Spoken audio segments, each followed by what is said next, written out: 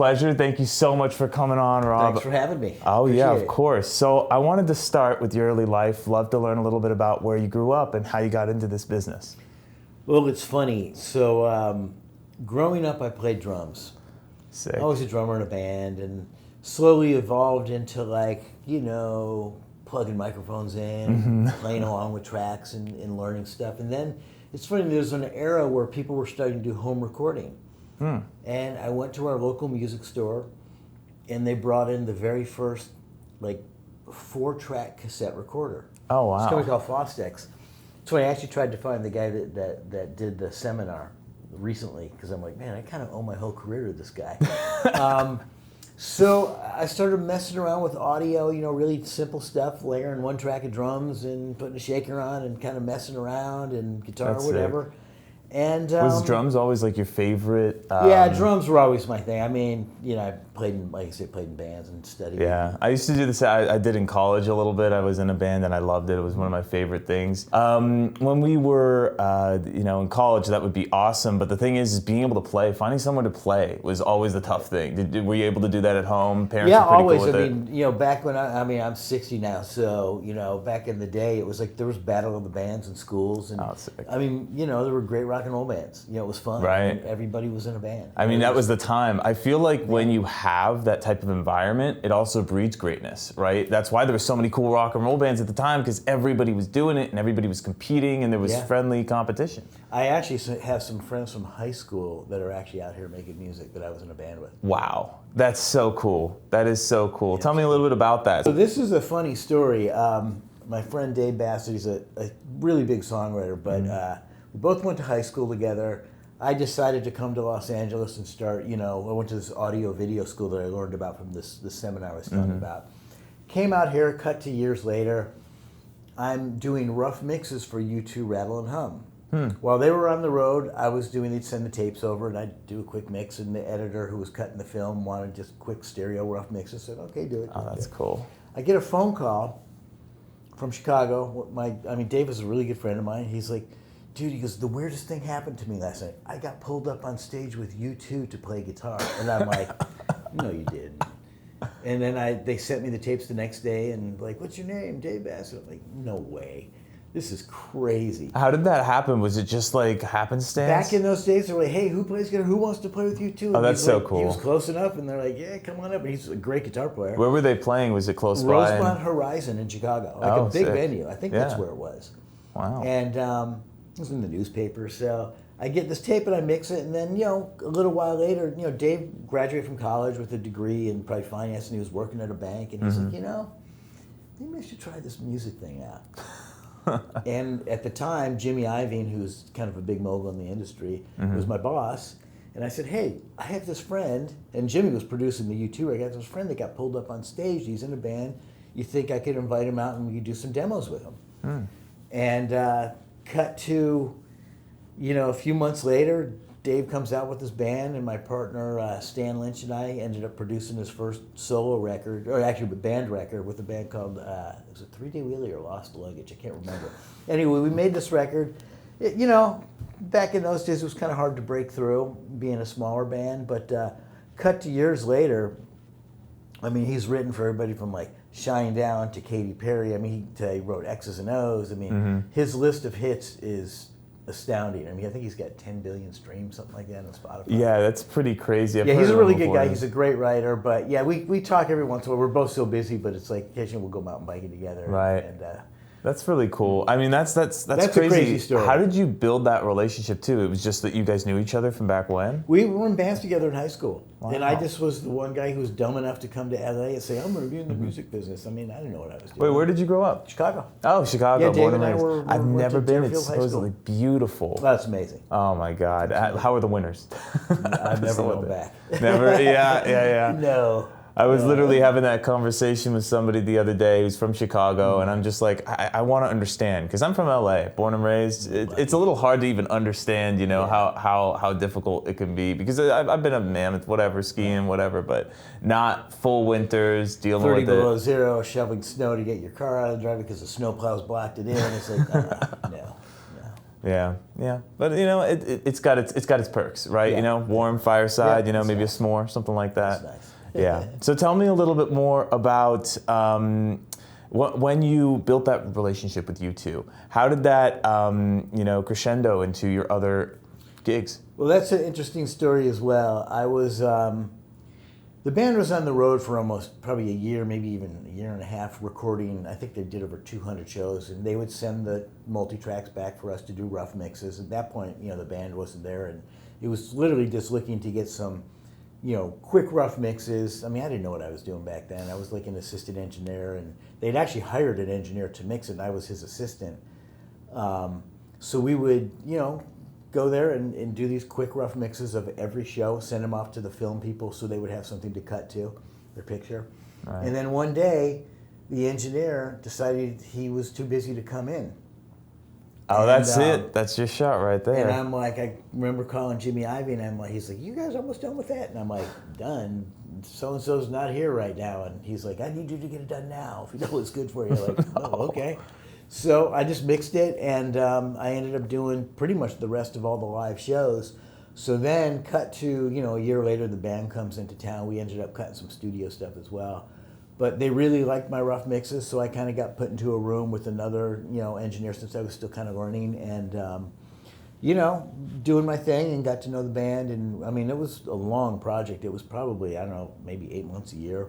Uh-huh. But the one that kind of really got me in the door was when it came time to mix the record. It's kind of a funny story. They had 5 of the biggest mixers on the planet mixing one song on the record. They wanted to kind of see what each one was going to do with it. And I remember Bono calls everybody into the room, and he's like, this isn't what I'm hearing. He's like, no, this is not it. You know, I hate it, you know. And the night before, I had done some overdubs with Edge in one of the demo rooms. We were fixing a guitar part or something on a live show. I don't know what we were doing. And I had done a rough mix of the song they were working on, Angel of Harlem. Wow. And meanwhile, like, all these engineers are in the room. Jimmy's in there with his head kind of down because Bono's like yelling at everybody. And I looked at Jimmy. He was standing next to me, and I said, and mind you, I was like the assistant engineer at this point. Like, you know, a little bit more than that. I was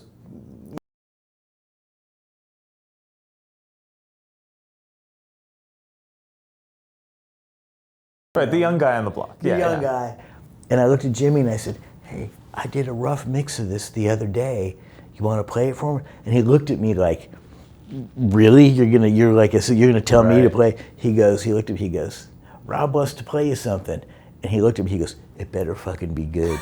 And I'm like, I mean, looking back, I'm like, what an idiot. I'm like, what have I done? So he played the mix, and Bono went bananas over it. Absolutely crazy. Loved it. I was sitting at you. He wheeled me up to the console. He says, you're mixing the record.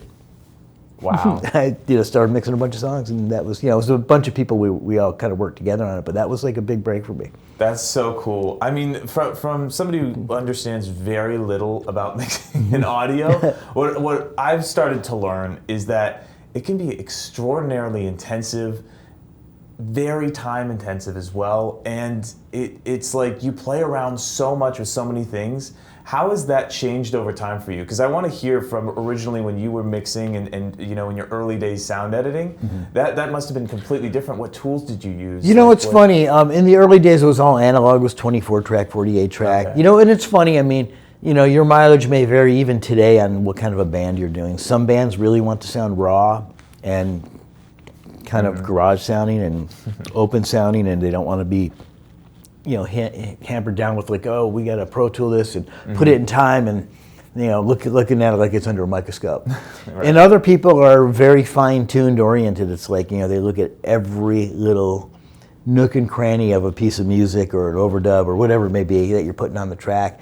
And with Pro Tools, I mean, it can be endless because you have an unlimited amount of tracks. Right. So, and then you have the non-decisive producers that are kind of like don't really know what direction to do, so they'll put everything on and they'll weed it out later. Right. That's a good. I feel like that method, at least from what I've seen, works very well because at least then you can hear all of it and then you can try to get the noise out. How do you feel? I've never been like put everything on. I usually have a pretty good vision of what I want to hear. Gotcha. And then there's always the trouble songs where there's always like 2 or 3 tracks on a record. You're just like this one just doesn't have the glue. And that's when you end up experimenting, like, you know, grab a guitar, try EBO, try something weird, you start experimenting with different guitar sounds and different instrumentation. We're like, just try and find some glue that's going to make the track work. Right. And sometimes it's actually ended up rewriting the track or rearranging it or something to that effect. But you never know. I mean, music's a funny thing. So, I've worked on some projects where it's magic. Everything just glues together immediately. You cut with it's funny. Back in the old days, you cut with a live band, analog, and you'd kind of have everybody come in and you kind of get your bass, drums, and rhythm guitar. Mm-hmm.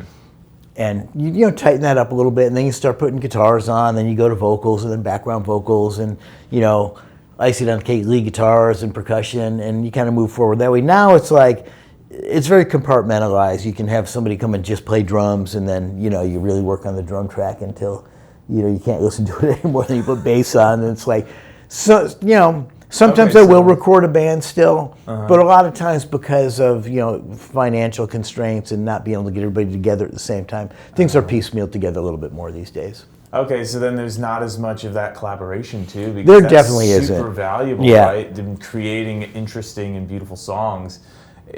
Having everybody get together, obviously they do it, but like separately from when recording. And there's an advantage to not getting together. Like, if I have a friend that lives in Texas that plays guitar, I can, hey, dude, I'm going to send you a track and throw some stuff down on it. Right. Which is great because, back in the day, you couldn't do that. No one had a 24 track at home. It's like, but now with Pro Tools and, any DAW, you can, everyone can record at home. Yeah, that's really cool. That's what I love about audio stuff. Is like literally that's what we're doing here. It's nice, easy. Obviously, we're just using a simple software like OBS, but Pro Tools is insane. You can do almost anything. Yeah, it's getting deeper too with all the AI and being able to deconstruct a whole track out of stems, and you can hear a piece of music and put drums, bass, guitars. I want to look something up right here. There was this app that I actually used recently, and I sang into it, and then it literally Suno. Have you ever heard of Suno? Yes. Yep. It's insane. It's so weird. Like I was talking with Red Foo when we were with Randy over, at his place, and he said, "Yeah, I've used Suno, and it's so cool. You need to hear my new song." And then he was like, he literally showed me a song that he created from just a couple words, and then he re-edited it to make it his own. Right. But it was so fascinating. See, you can literally make a song out of just singing to it, and then it will make it. Whatever way you want, whatever, it's scary. It's crazy. It's scary. It's scary. It's funny. I still go out and see bands, and I'm still looking for like kind of raw talent. It's definitely still out there, but that's definitely more my thing. For a lot of songwriters, it's a great tool, but nothing like finding a band to work with and bring them in and. Yeah. No, I get that completely. Like, I just wanted to understand the impact of that's it's huge, in the industry man. Right now, and also the rights too, because I bet you might not even own the rights to the music that you sing into that. Right. And then whatever it creates, maybe they can just go ahead and post it. Without you never know. These days, it's the Wild West, man. Right. It's like you don't know what's going on. That's crazy. So back to what you've done, I'd love to hear a little bit more about some of your experience with like Dawn and all of these different bands that you worked with. So give me some more of that. Well, I actually just finished working on. I've worked with Don Henley for a long time. I think I started out. I was chasing cheeseburgers. I was a runner at the studio where he was at. Wow. And another one of those things where you slowly kind of work your way into setting up microphones. And back then, that was the progression. You kind of like food runner. Grit and determination. If you can't get your food orders right, no one's going to give you, a microphone to set up. Right. So then, you work into microphone setups, and you kind of find your way in the control room and patching and kind of taking notes for the engineer or the assistant engineer even, and shut up, mind your own business. And like I say, I slowly kind of worked my way into recording and doing smaller overdubs while like Don would work with a bigger engineer in another room, and I'd be, doing little overdubs with other people. But eventually I worked my way into the hot seat, and I've worked with Don, ever since End of the Innocence, which is probably, 30 years ago. I did the Hell Freezes Over record with a friend of mine, Elliot Shiner. We kind of tag teamed the studio and live stuff together. But recently, I know Don hasn't really made a record in a while, and I got a phone call from him saying, hey, our 50th anniversary of the album One of These Nights is coming up, and we're looking to remix the entire record. That's scratch. so cool. I listen to that song like, oh my God, I can't even tell you how many times I'm on repeat. In my Yeah, there's a car. lot of good songs. I mean, Take It to the Limit, One of These Nights, Lion Right. Eyes. I mean, that had a lot of hits. So, I have a regular gig at Universal Studios where I do TV and film. Oh. And that's like my regular gig. Now, we'll jump to that back in the future here. How does that partnership work? Is it just like you guys have a spot there? No. So what happened was, I'll backtrack a little bit. When the music business was starting to kind of go another direction, probably like 2006, I'd done 2 records with Shakira. Oh, wow. And I was pretty much in the Bahamas and all over the world working with her. And after that record, I don't know, I kind of figured, I'm kind of done, chasing people around and working out of the country and being away from my family. And I had a job offer to come work at Universal Studios doing some TV and film, like post-production stuff. And I was like, you know what? Let's see what happens. So I went over there and took the gig, and it's a union gig, so it's great, Mm-hmm. You have a set number of hours, and I did work nights for 8 years, which was awful. I mean, so what would nights be like? That would just be like... Like 4 in the graveyard afternoon shift? till like 2 or 3 in the morning. Oh, yeah. It wasn't horrible. It wasn't like the graveyard Yeah. shift where you're working till 6, so, Right, but right, still. So I did that, but and that's been my regular gig. So to cut to, I get this phone call from Don about now 3 months ago. We want to remix this record, and also they found a multi-track that was 24-track recorded in 1975 of a live show they'd done in Anaheim Stadium that no one's ever heard before. Oh, that's so cool. So I started out, Don's like, if you can't do it, maybe you can recommend someone. And I'm thinking, man, this is like a once in a lifetime chance. This is it doesn't get bigger than that to being asked to mix one of the Eagles' biggest records. It's just like, I'm like, I have to do this. And I've had a good relationship with Don, and I really wanted to do it. So I worked it out so I could take this record and do it at my Universal homestead. Right. In my studio there, and it was also an Atmos mix as well as a stereo mix. So I had in my room's an Atmos room. But anyway, so I said I wanted to do it, and I hadn't worked with Don in a while. I mean, I'm friendly with him, and we're building the studio at his house. But I'm like, I really want to do this, and I got into it. And it's funny, the first couple days go by, and it's like kind of getting my sea legs. And then you realize like the gravity of how important it is to get this thing right, because one of their best records, Bill Szymczyk, who originally recorded it, it's just a beautiful sounding record. The production's amazing. The band is at their peak performance, and here it is in my lap, and I'm like, well, the record already sounds good, the one that was made 50 years ago. Right. How do I make it better? Or at least update it, not necessarily make it better. So what goes through your mind when you're thinking about that? Panic. It's like, how the hell am I going to make this thing sound like this?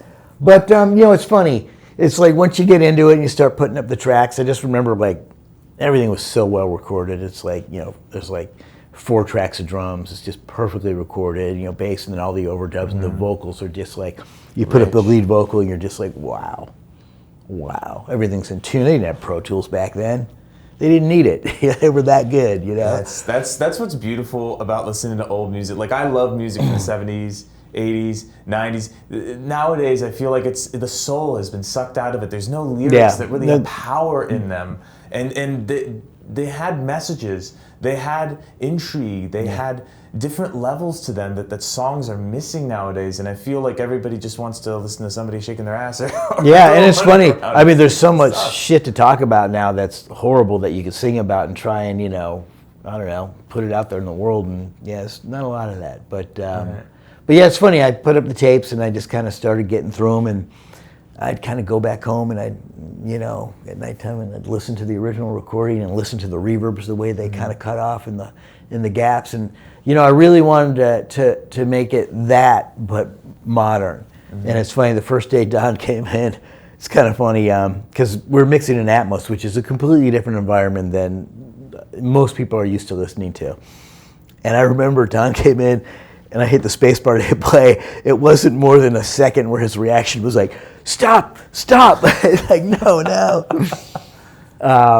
He didn't really want to start out with the Atmos spread. Yeah. It's like, okay, so let's read about it. So there's a way you can reroute it so it plays back as a regular stereo. So we kind of, once I got my spatial kind of atmosphere by placement where I was putting things, we went back to like a stereo listening mode where What type of stereo? Because I know there's like 5.1. There's all these different like modes. Like you're talking about speaker placement, right? Or well, not necessarily. I mean, the room is set up for Atmos, so it's it's a 916 room. Okay. And then basically, when you're mixing music, you have a pair of speakers right in front of you, and they're basically in your face. So that's what we routed through what they call the RMU to have a stereo output from the Atmos. Gotcha. So it's basically a crunch down.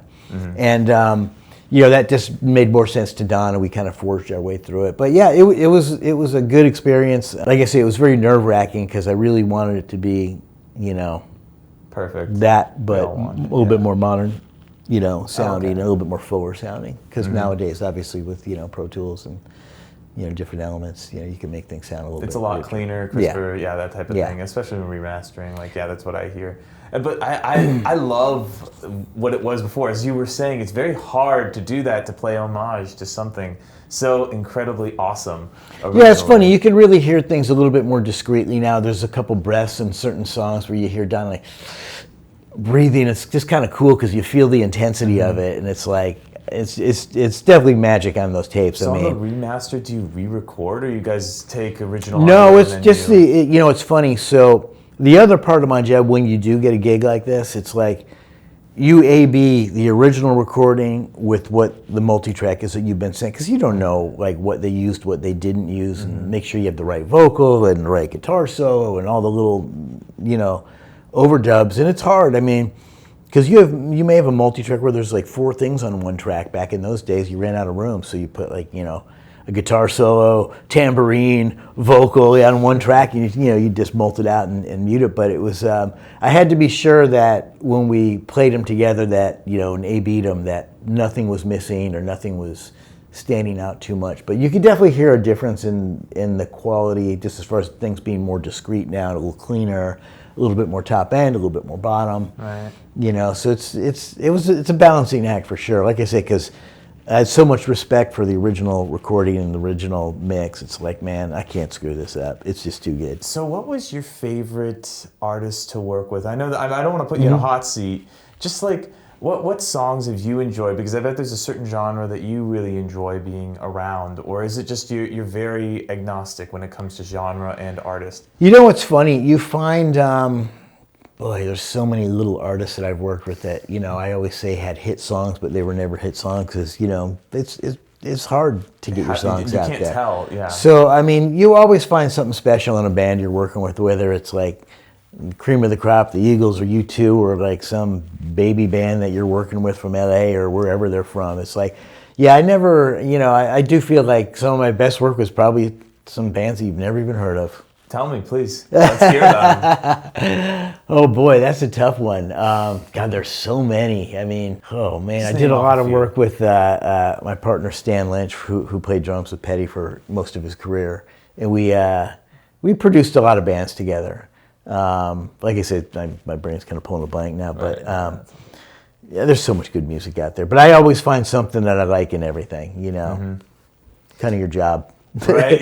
Yeah. Well, your job, not mine. My job is just to ask. Right. So, that's really cool. I mean, I get that completely, that there's so many different songs, and it's just hard to choose a favorite, or even hard to choose, different sectors that you're very interested in.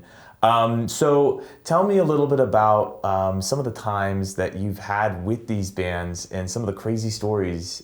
I want to hear a cool, crazy story. Boy, they're all crazy. I think Shakira was a pretty fun, crazy story where, literally, I was at my daughter's, she was really little, and I think she was probably 5 or 6, and she was lactose intolerant. We were at some kids' party, and I went home to get her swimsuit or something. The phone rings, and it's like, "This is so-and-so from Shakira." And I'm like, "Yeah, right." And I hung up. I thought it was my buddy who I was currently making a record with. Yeah. I hung up the phone. I'm like, "Benny, this is really funny." I hung up the phone. The phone rings again. He's like, "Don't hang up, don't hang up. This is so-and-so from Shakira's management. Can you fly out tonight to Canada to cover for the weekend?" Wow. And I'm like, "Oh, God, I guess this is real." So I actually ended up leaving that night to go to Canada, and I was gone for I think 2.5 years. Wow, just from that night. From that night, it turned out to be, the guy left to go to a wedding or something. I was covering for the weekend. It's like, be careful if you leave. And I just remember, like, I'm working, and all of a sudden, like, all the gear behind me is being moved away. The guy hands me the schedule. He's like, "You're it." I'm like, "What do you mean?" It's like, "You just gotta hire me." It's like, I came here for the weekend. So I ended up actually going home and like coming back out. But it's funny. I mean, making records is just a funny process. I mean, there's fights. There's times where, I've had pots of coffee thrown on producers. We've seen it all. Fights break out and they control them. But, most of it's pretty civilized. It's just really hard work. It's very grueling, a lot of hours. Right? It's hard. You have some people that are really open to ideas and really open to experimenting. And then you have the bands like, nope, we wrote this song like this. This is special to us. Like, it's special to you guys, but no one's heard this song. So why don't we make it the best it can be instead of working on like what you think is the best for yourself? Right. So it gets frustrating sometimes working with some bands where they're not willing to go the extra mile to really, step out of their own shoes and go work with another writer or bring a musician in that's not in the band that might really bring something to the party. Because that's always the fun thing. There's always like a song on a record that might need like a feature or something like that. Yeah, a keyboard or a piano or a slide guitar or something. Something that somebody in the band really isn't like, used to playing. So that always heats up the room a little bit. Yeah, temperature always gets a little hot around then. So that's really interesting. So how do you navigate making those suggestions? Again, it's like, it's half psychology, really getting them to trust you. And it's funny, I've worked with bands, man. It's like my partner, Mark Dutton, we've been making records together since we were kids.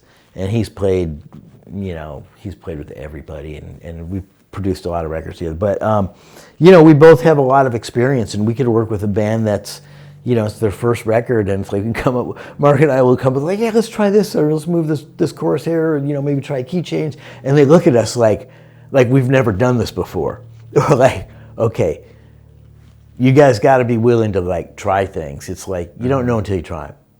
And if you sit there and poo-poo every idea in a studio, it's like, why bother being in the studio? Exactly. No, I get that. I feel like that's very important to be able to be communicative and it's frustrating. No, we've had our knockdown, drag-out brawls. Really? Oh yeah. Well, you send somebody to go get the food while they're going to do the overdub. It's like, can you go pick something up? But everything's a challenge. It's hard work. Occasionally you'll invite people down to the studio to watch it, and they're just like, after an hour, just like. Can I go? It's like, it can be an ugly process. I feel like a lot of artists don't like hearing their own music sometimes, especially before, maybe it's all been hashed out and everything. Don't they get self-conscious sometimes a little bit about? Oh, definitely. Especially vocalists. It's hard to sing vocals and produce them yourselves. It's nice to have somebody on the other side of the glass. Like I say, a lot of people make their own records today, and they do their own vocals. But it's nice to be able to have somebody else like comp your vocal or like, kind of put things together a little bit. So what does like comping mean for the layman? Like what? So a lot of times you'll have a vocalist go out and sing a song. They can sing it 5 times. They can sing it 10 times. They can sing it 200 times. You just never know what your artist is going to be up for. Some people really do sing things a couple hundred times. And, you start going through the verses and you pick, your 5 best tracks out of, the 10 you've worked on. You start picking words and phrases that you think feel good and are in tune and have good feeling. And you start building, one track with all the vocal work tracks. Got it. And, everything's, it is about the vocal. You really do, that's, lead singers are, you got to make them sound good, and, you want to give them the best. Well, singers are great. You're there because of them. Right, of course. Without a vocal, you have an instrumental, and no one's really going to care. Right? It is crazy how important it is to have somebody who's incredibly good at sound. Like, in my very small band when I was in school, like, it was very hard because we just, everything was live all the time. We never had anybody recording. Nobody knew how to use audio software. Like, I had no clue. I didn't even know what that was. Right. And it's like, without that, you're missing the person who knows how to put it together, even for live performances. You know, that's what I noticed, is that for live performances, it's very difficult unless you have somebody in the back who's even sometimes adjusting live.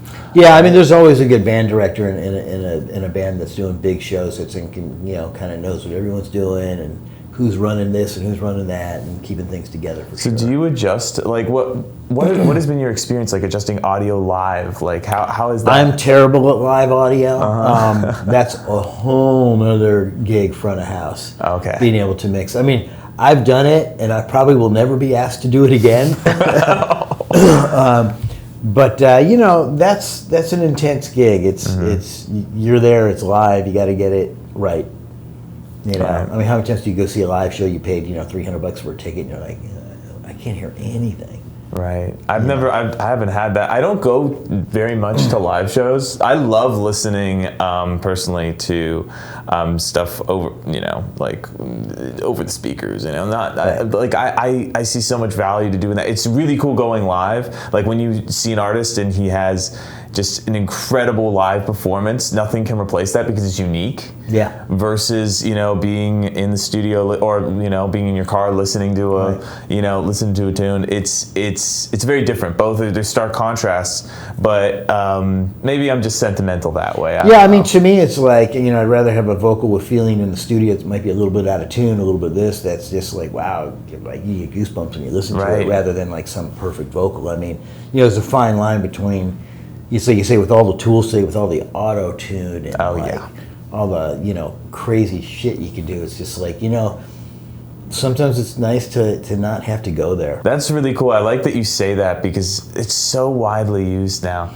It's funny. So back to the Eagles live show that I mixed from 1975. We opened it up, and I kind of started putting it together, and I'm like, it was a bit messy. I mean, it was recorded a long time ago, and back then they had big stage monitors, so there was tons of leakage into all the other microphones.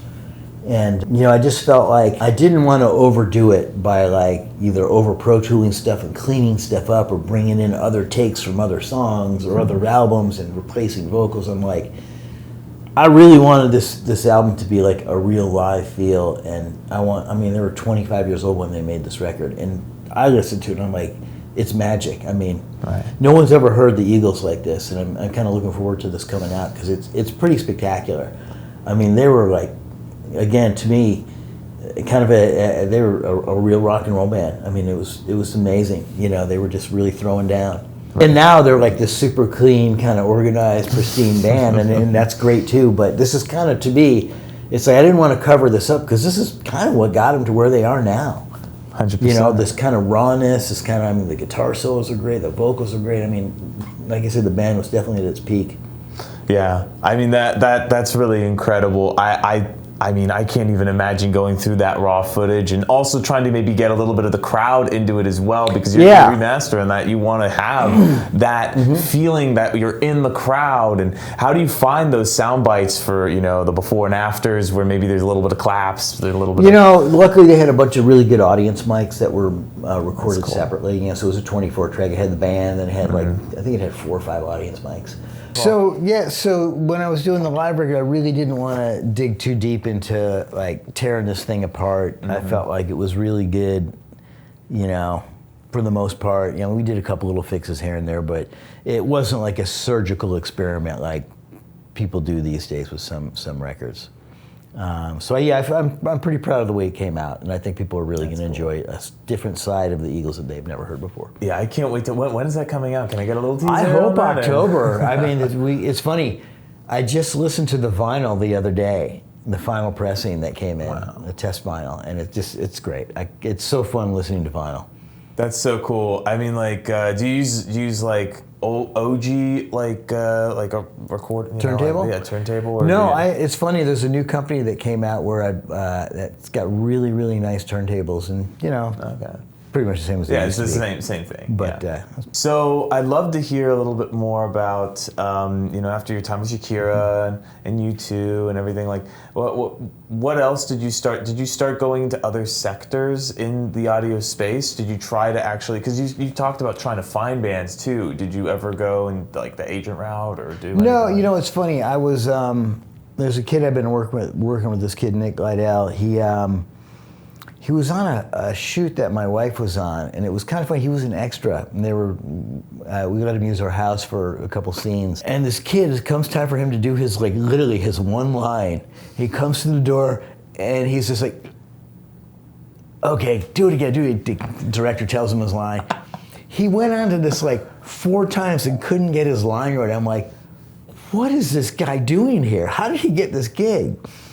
Turns out he was friends with the director or someone on the set, and so he got the gig that way. And then afterwards, I said, "Is this what you do?" He goes, "No, I'm a musician songwriter." And I said, "Oh, that explains it." It's like you couldn't remember your one line. So everybody was still kind of hanging around, and he's like, "Oh, I'm a singer-songwriter," and I go, "Well." He had his guitar. Play me something, right? And I said, bring it on in, let's hear something. So he came in, and he just played a couple of his songs, and he just literally lit up the crowd, lit up all the cameramen. I mean, everyone was just like, what? Couldn't remember his line though. He couldn't remember his line. He couldn't remember his line, but he really it's funny. He was a natural, and I said, okay. And I kind of asked him what he was doing, and he's just some kid. Basically, I hate to say, he's pretty much living out of his car and staying at friends' houses. I mean, he had nothing going on. And my partner, Muddy, his kid Mark Dutton, like I said, we've been working together since we were kids, and I kind of talked Mark into helping me out on this one. I'm like, look, the kid's got no money, but he's got some decent songs, and kind of begged, borrowed, and stole friends as musicians, and sent, like I was saying, you could send a track to somebody to put guitar on it. So we kind of piecemealed this thing together, and we cut like 8 songs, and he's actually been doing really well on Spotify. He's got like 1 million streams on some stuff, and yeah, I mean, for no label and a guy that was living in his car, so he's kind of on his way now. He's like doing shows, and he's traveling to the East Coast a little bit, Jersey, where he's from, doing some shows, and he's got spent some time in Arizona doing some shows. What's his name? Nick Lydell. Nick Lydell, cool. Yeah. Well, what type of music is it?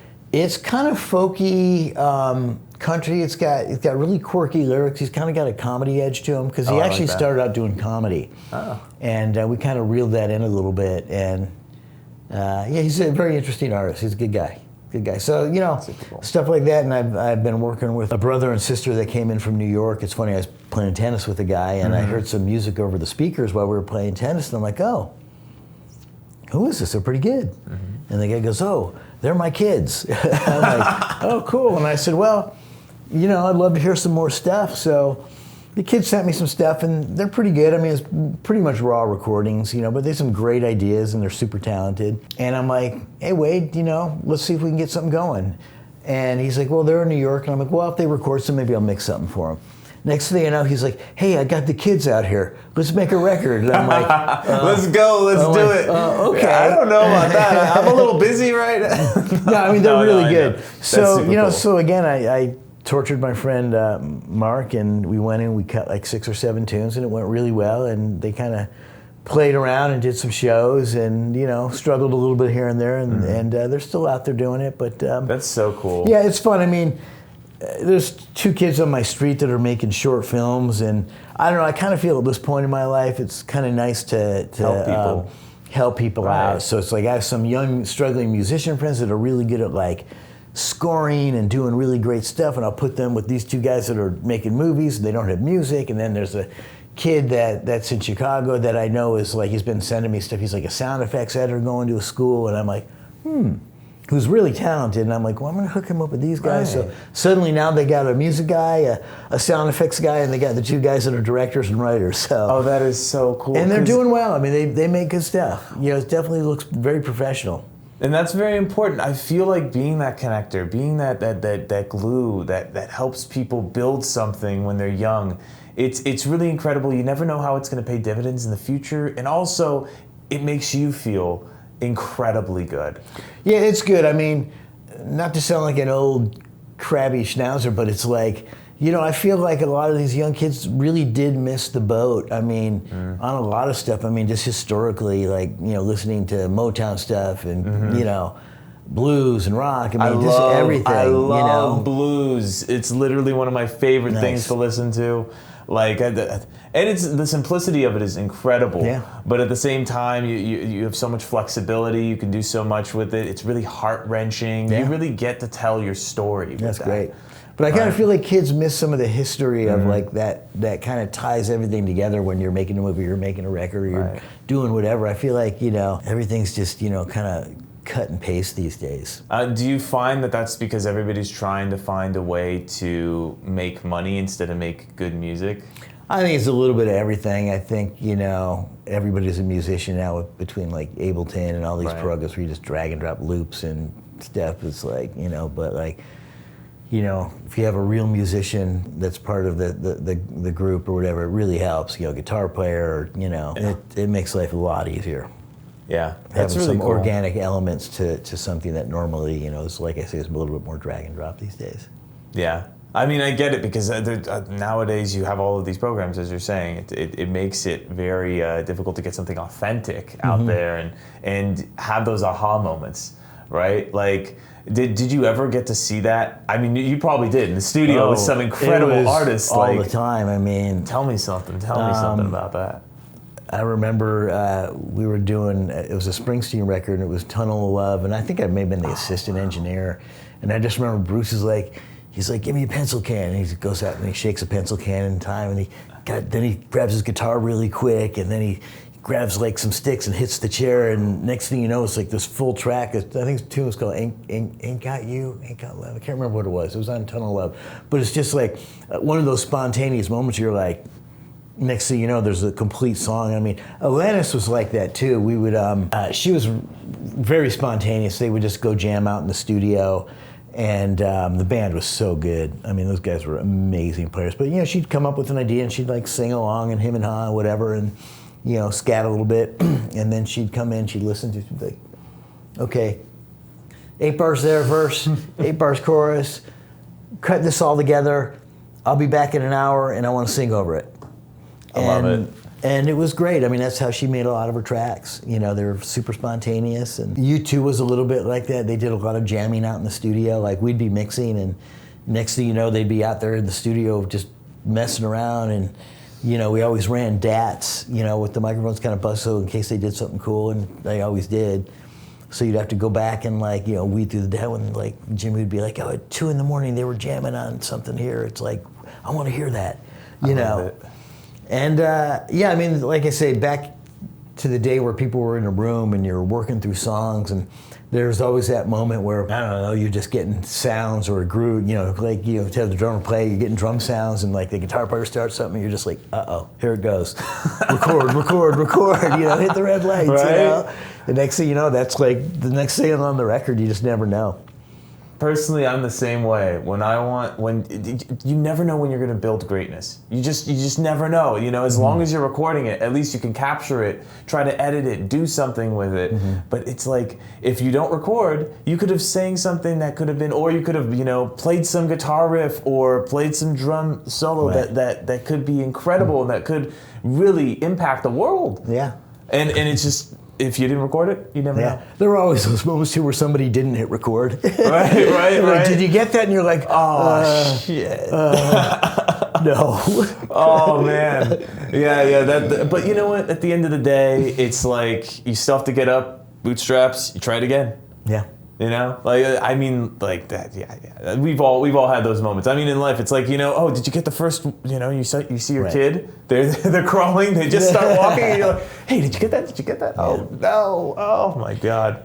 Yeah, but again, I mean, now things are a little bit different, so things are definitely pieced together in a different way. So that's interesting. So everybody maybe even does it at their home studio, and then they send it over. And is that kind of the way? Yeah, I mean, I don't think there's any such thing as a demo anymore. Like back in the day, it's like, you would work on a little 4-track or 8-track recorder. You'd build your song and you'd give it to the producer, or you go, the label would hear pitch it or whatever. Yeah, and you go make a record and you deconstruct and you start over. But now it's like, you don't really need to. I mean, I find that... because you post it on the platform. Well, no, I mean, I think everybody's got pretty decent recording capabilities now. What used to cost a fortune, or, back in the day, now you can, buy Pro Tools and for a few grand, you're off to the races. As long as you can't, somebody knows what they're doing. Right. I mean, but I usually find that every democratization. band has got like a ringer. There's always like, the one guy in the band that's really good at Pro Tools. He's kind of a producer. He kind of plays everything. It's kind of nice to have that. Right. I feel like that's almost necessary, right? Like if you don't have the ability to do that, how can you create the music now? I'd love to hear a little bit more about your tennis. Because I'm a tennis guy. I wanted to hear how you started in it. Did you play high school? I played in high school.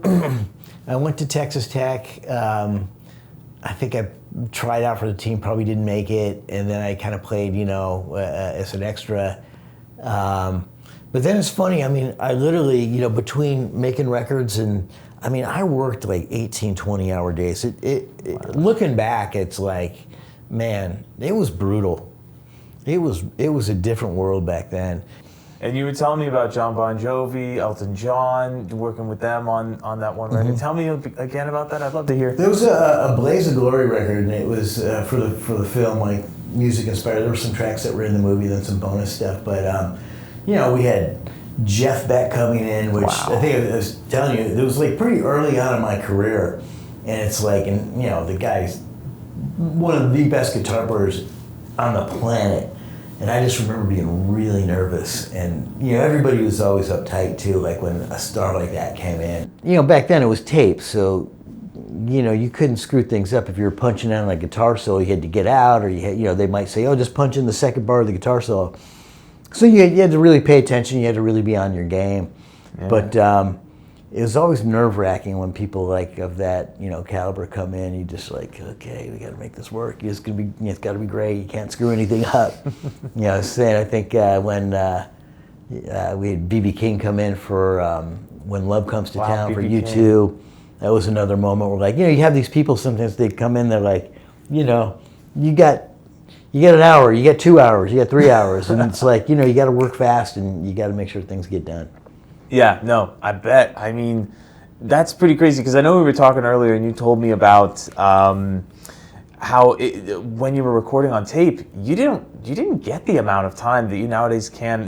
Nowadays you can just go and you can change that little millisecond, but there would be a lot of pressure on the artists, right, to be able to do that whole riff or whatever they had to do and get it done within a good amount of time. Instead of like it's not just so you could fix one little thing, right? Yeah. Well, you could fix one little thing, but it depends. Everybody's different. It's like some people will just you can work on a guitar part for 2 weeks, or you can work on it for 2 minutes. So everyone's different in their barometer of good taste and bad taste. But yeah, when you have these studio players come in, it's like, they're all so good. It's like, then it's just a matter of like, oh, you want this or you want this? And they can give you anything you want. Right.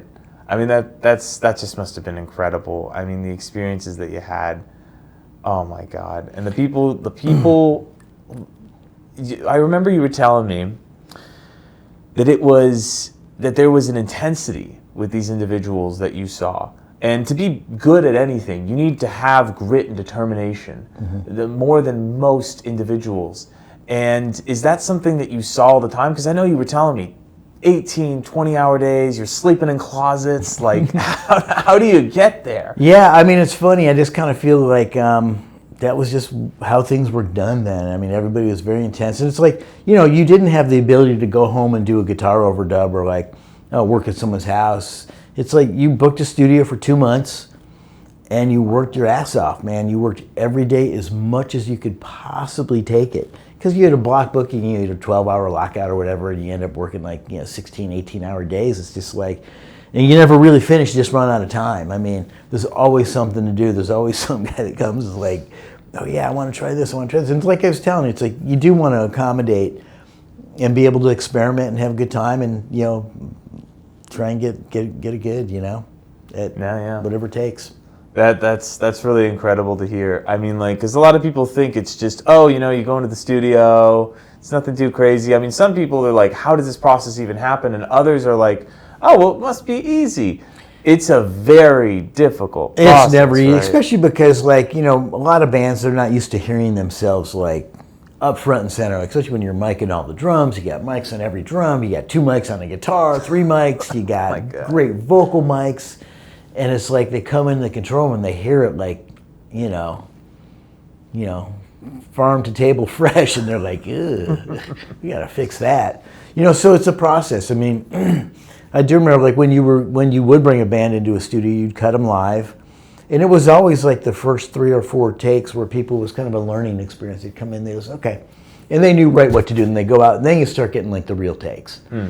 Occasionally you get a magical take the first try, but that's usually when you got like great players in the room. Right. I feel like that's far and few between. It's very hard to find somebody. Yes and no. I mean, it depends. I mean, you know, you have a great band, and it's like they go out there. Who would be like that you would see often, like come in and boom, it's just done. Like you'd be, wow.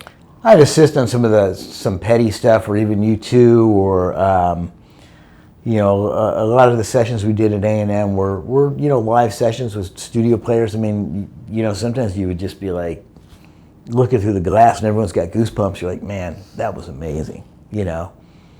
And back to like some younger bands that, you know, I mean, I never tell, you know, they may have a song that's overall got some really nice stuff to it, and then the verse just might be terrible. It'll be like, you got to rewrite that verse, you know. And I'm not going to be like, that verse sucks. It's like, you know, once again, try and come up with a new melody for those couple lines or whatever. Do this, you know, and you know, when you reach resistance on that, you kind of know that, like, okay, well, this is a bummer.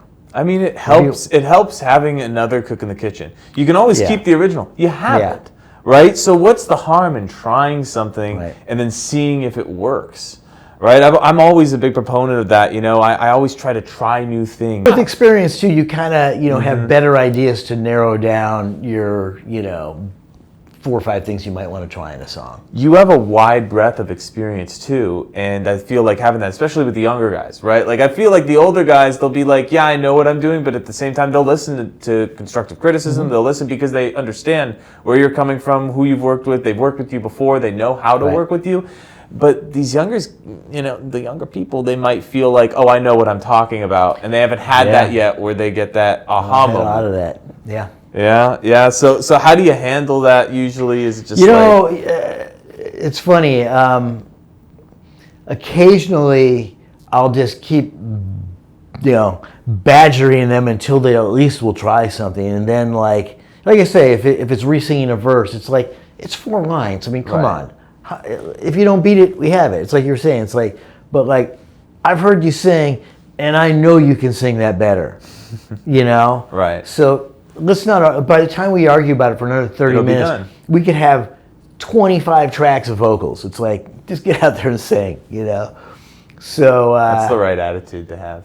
Yeah, I try not to get, you know, too upset, because, you know, you got to have fun when you're doing it too. It's like, if you're not having fun making a record, something's wrong. Right. And like I said, there's battles, and sometimes those battles make things better for the most part. I think it would be interesting to have a camera crew like go in and actually pick apart and see how it would look from the inside. You know, like reality TV. It would look like Spinal Tap. It would be hilarious. It would look awful. I bet. I bet. These people make records. Ugh. Oh man. Yeah, I you know what? At the end of the day, it's like you got to try things. That's the only way it's going to work. Yep. You know, I mean, I want to hear a little bit more too. I mean, with the very experienced people, you've said multiple times, like with Elton John or with Bon Jovi or with U2. I mean, all of these different individuals that you've worked with. You've said that working with them was such a pleasure. I mean, it's such a learning experience. I mean, I was so young at that point, just like, I mean, my God, just like, I mean, literally just magic. You know, you see them play, and you see the way they work through a song, and those were real bands that, like, you know, they went out and all played together. But then when they'd come into the control room, you know, they'd really work out their parts, and, you know, you'd see kind of this evolution of like the song kind of, you know, being built, this house being built, and, you know, from the basics to the frosting on top. You know, it's fun to watch, you know. Yeah. Well, I really appreciate it. Thank you so much for coming on. My pleasure, man. A lot of fun. Thank you. Yeah. And we got to look out for that. All the Eagles stuff that he's got coming up. I mean, I can't wait to hear it. It's gonna be can't good. wait. Maybe I can think get a people are gonna sneak enjoy peek. it. Maybe not. Yeah, I'll bring you a copy.